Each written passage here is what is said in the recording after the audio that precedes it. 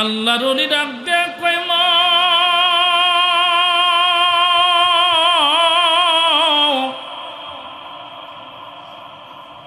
কেমনে কেমনে কেমনে তোমার কবর আজব মাফ হইল। আল্লাহর বান্দি ডাক দেয়া কয় আল্লাহর ওলি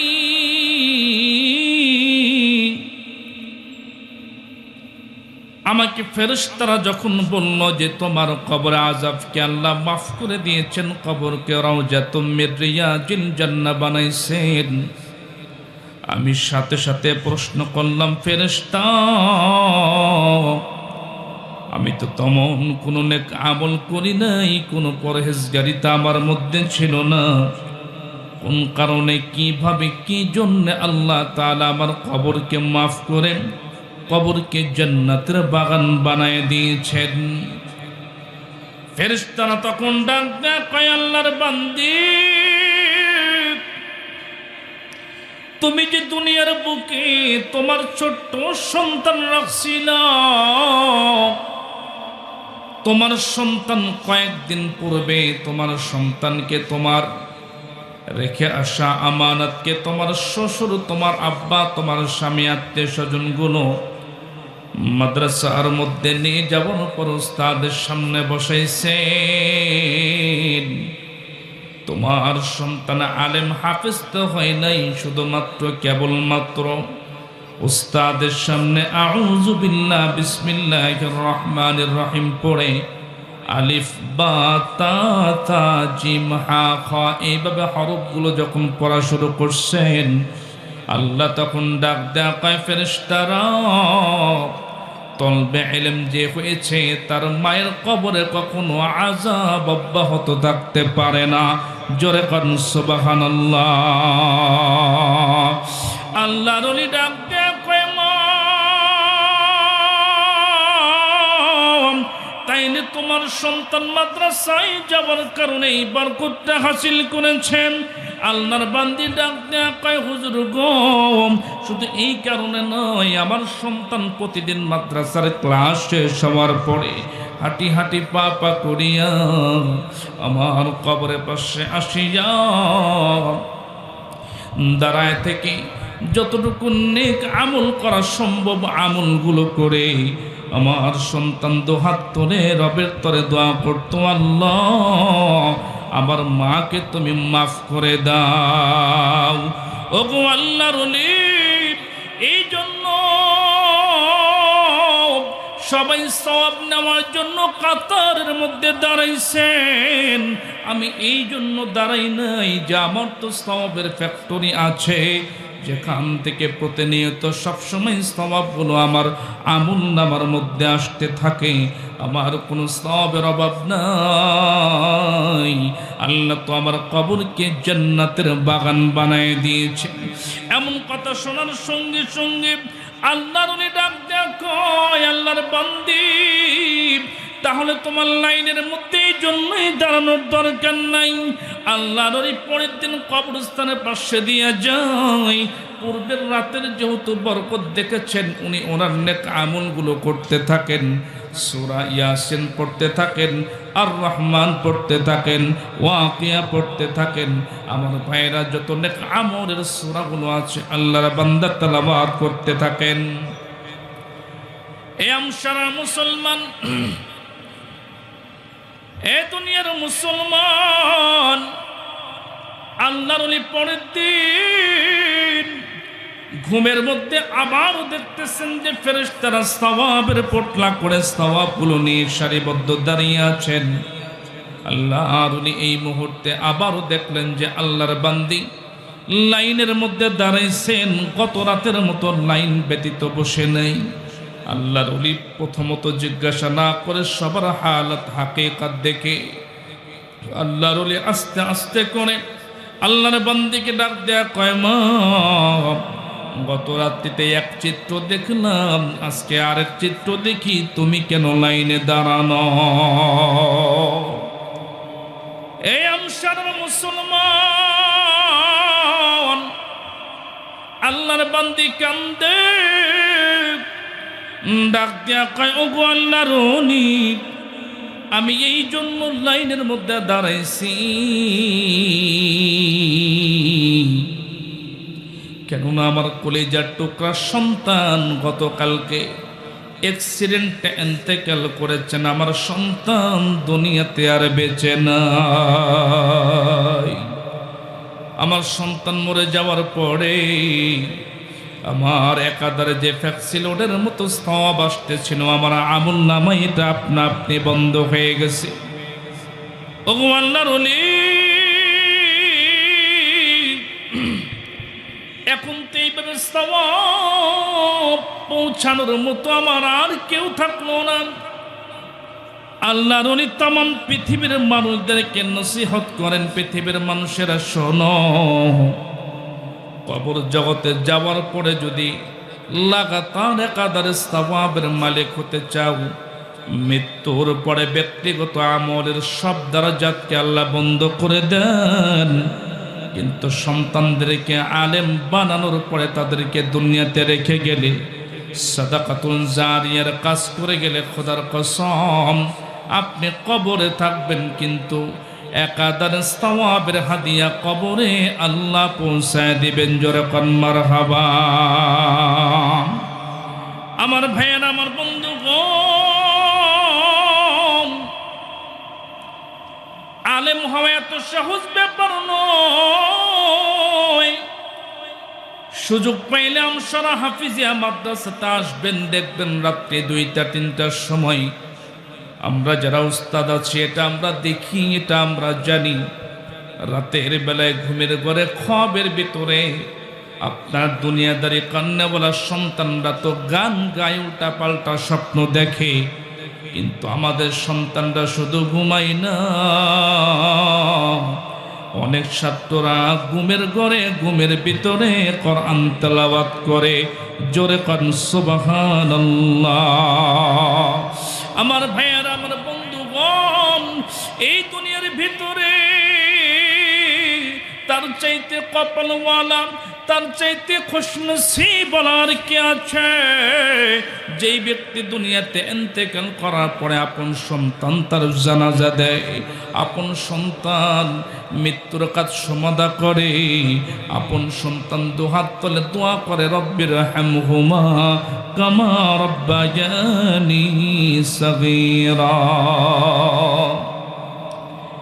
এ মুসলমান ভাইয়ার আমার, মাদ্রাসার মধ্যে কোনো ডক্টরের সন্তান পড়ে না, মাদ্রাসার মধ্যে কোনো ইঞ্জিনিয়ারের সন্তান পড়ে না। এই দুনিয়ার ভিতরে তারা মনে করে টাকাই সব, টাকাই সব কিছু। কিন্তু মনে রাখবেন মুসলমান, একজন ধনী ব্যক্তির জবান থেকে আমি শুনেছিলাম, ঢাকা বিশ্ববিদ্যালয়ের একজন সাবেক প্রফেসরের মা যখন ইন্তেকাল করেছিলেন, ইন্তেকাল করার পরে জানাজা যখন ইমাম সাহেব পড়াইতেছিলেন, জানাজার মধ্যে বিকট আওয়াজ দিয়ে প্রফেসর কাঁদতেছিলেন। জানাজার পরে ইমাম সাহেব ডাক দেয়া কয়, ওগো আল্লাহর বান্দা, আপনি একজন শিক্ষিত ব্যক্তি হওয়ার পরে, জ্ঞানী হওয়ার পরে কেন আপনি এইভাবে ভেঙে পড়লেন? জানাজার মধ্যে আপনি বিকট আওয়াজ দিয়ে কেন কান্নাকাটি করলেন? আল্লাহর বান্দা দু চোখের পানি সারিয়া ডাক দেয়া কয়, আল্লাহর বান্দা, ওগো ইমাম সাহেব, আমি এই জন্য কান্না করছি, বিকট আওয়াজ দিয়েছি। মনে রাখবেন ইমাম সাহেব, আমি আমার মায়ের জন্য কান্দি নাই।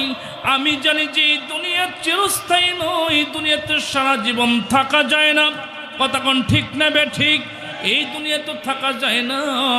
অনেকে মনে করতে পারে যে 41 সাল পর্যন্ত বেঁচে থাকবো। ছিল না, একদল ছিল না 41 সাল পর্যন্ত বেঁচে থাকবে আর দেশের উন্নয়ন করবে। এ কথা কন না কেন আপনারা? আল্লাহ কোথায় বাড়াইছে? মনে রাখবেন মুসলমান, আল্লাহ ছাড় দেন, ছেড়ে দেন না। আল্লাহ ছাড় দেন, ছেড়ে দেন না। ততক্ষণ পর্যন্ত কোনো কিছু এদেশের বুকে হয় নাই যতক্ষণ পর্যন্ত আলেমের গায়ে হাত না দেওয়া হয়েছে। মাটির নিচের ওয়াস্তু মেলা শুনছেন, আল্লাহ মাটির উপরে ওয়াজ শোনেন। কালেমা পড়েন, লা ইলাহা ইল্লাল্লাহ ইলাহা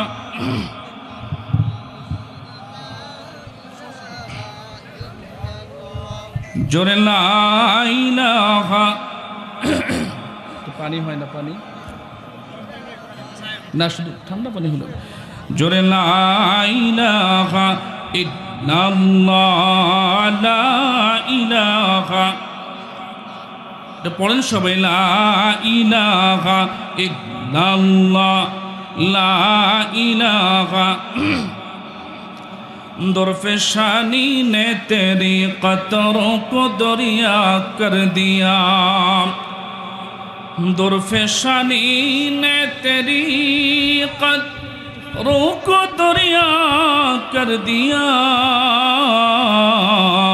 आँखों को बीना कर दिया दिल को रोशन कर दिया ला इलाहा ला इलाहा इल्लल्लाह मुहम्मदुर रसूलुल्लाह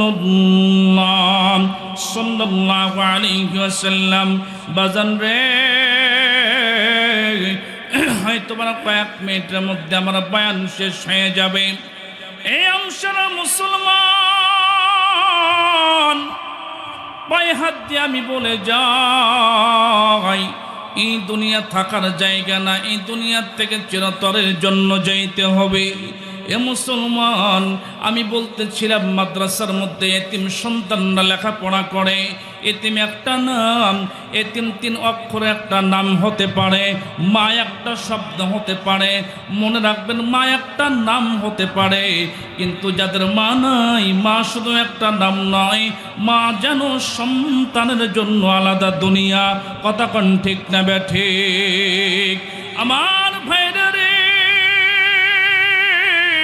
আমার বন্ধুগণ বিশ্বনবী সাল্লাল্লাহু আলাইহি ওয়াসাল্লাম এতিম ছিলেন এত এতিম যার মতো এতিম তামাম দুনিয়াতে আর কেউ নাই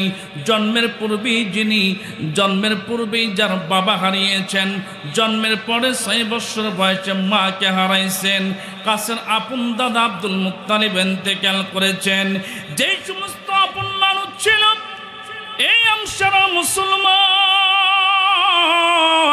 যেই সমস্ত আপন মানুষ আপন চাচা রক্তের আপনজন ব্যক্তি যারা ছিলেন তারা এত খারাপ ছিল আপন বাতিজা মুহাম্মদুর রাসূলুল্লাহ সাল্লাল্লাহু আলাইহি ওয়াসাল্লামকে বারবার হত্যা চেষ্টা তারা করেছিল সফল হয় নাই আমার আল্লাহ ডাক দেয়া বলছিল হাবিবুল্লাহ টেনশন করার দরকার নাই কষ্ট পাওয়ার দরকার নাই সবর করুন আপনার সাথে দুনিয়ার কেউ না থাকলে আমি আল্লাহ আপনার জন্য যথেষ্ট জোরে কর মারহাবা আল কোরআনের সৈনিক আমি নেই তো পরাজয় এক আল্লাহর গোলাম আমি এই তো পরিচয় আমার এই তো পরিচয় এই পৃথিবীর সবই নকল ঠিক না ব্যাঠিক বলেন এই ঠিক থাকলে কোয়েন ঠিক না ব্যাঠিক এই পৃথিবীর সবই নকল এই পৃথিবীর সবই নকল আসল কিছু নয় এক আল্লাহর গোলাম আমি এই তো পরিচয় আমার এই তো পরিচয় আমার ভাইয়ের আমার বন্ধুগণ আমার নবী কেমন এতিম জানেননি নবীজির দাদা রাতের বেলা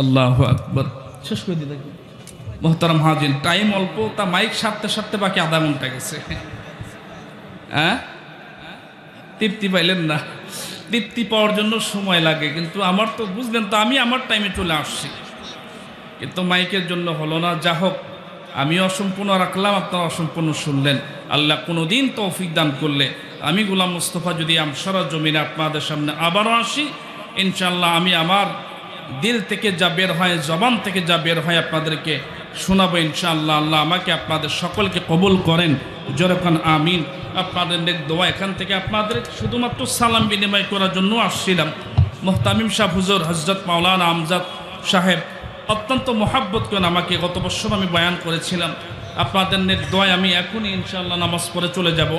এই যে 9 গ্রাম সম্মিলিত ঈদগাহ ময়দান অর্থাৎ মাসিয়াকান্দি হাফিজিয়া মাদ্রাসা, ওখানে আমি প্রধান বক্তা, ওখানে চলে যাব ইনশাআল্লাহ। তো আমি গুনাহগারের জন্য দোয়া করবেন তো ইনশাআল্লাহ? দোয়া করবেন আপনাদের জন্য, দীর্ঘায়ু এবং সুস্বাস্থ্য কামনা করি। আল্লাহ তাআলার কাছে দোয়া করে এই মাদ্রাসা আমসারা হাফিজিয়া মাদ্রাসাকে যেন কিয়ামত পর্যন্ত কবুল করেন। জোরে কোন আমিন।